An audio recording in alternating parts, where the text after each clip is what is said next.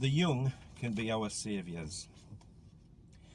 I know if any young people see this video, most of them will say, here's another desiccated coconut putting forward their views.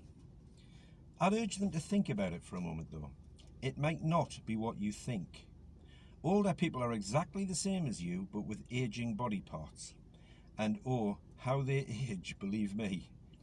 For a hell of a lot of us though, our brains are just as intact as they ever were. The hopes, fears and ambitions we have are mostly exactly the same as yours are now and what you will feel in the future.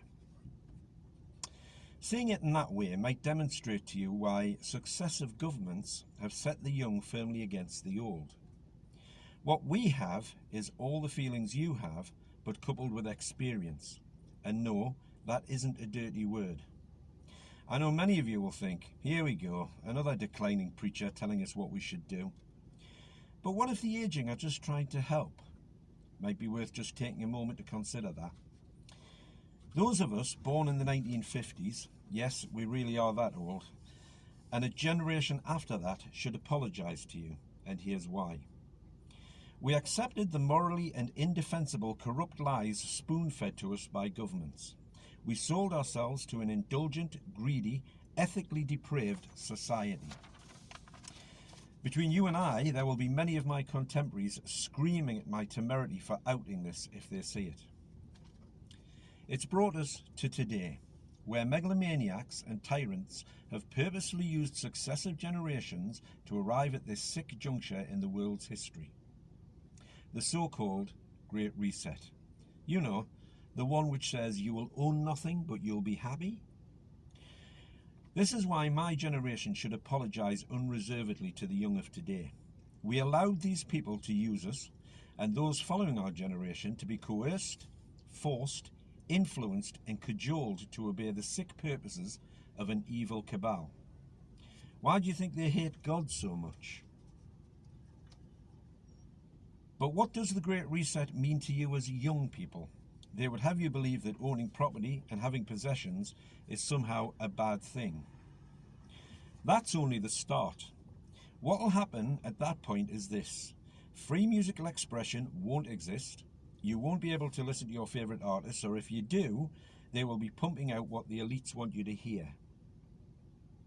Likewise, film and TV will broadcast an unending propaganda fest. You'll only see what they want you to see. Drinks with friends will disappear, and here's why it will all happen. Those rogue musical composers who regularly found fault with and exposed a corrupt system will be ripped away from you immediately. Films or TV will likewise be ordered not to air contentious content.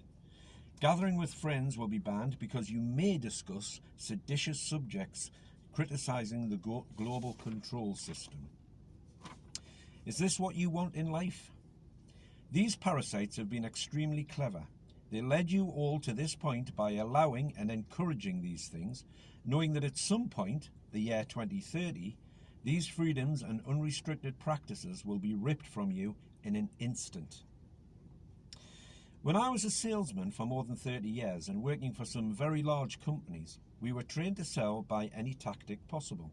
Lying was a prerequisite. The greatest of these tactics was the engenderment of fear in the customer. You had to instill in them the fear that somehow their businesses would suffer if they didn't buy your product or utilise your service.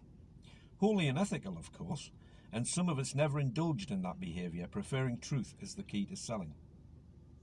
You see how politicians in the deep state are utilising these tactics to achieve their desired result, and they will completely change tack for their benefit if they achieve their aims.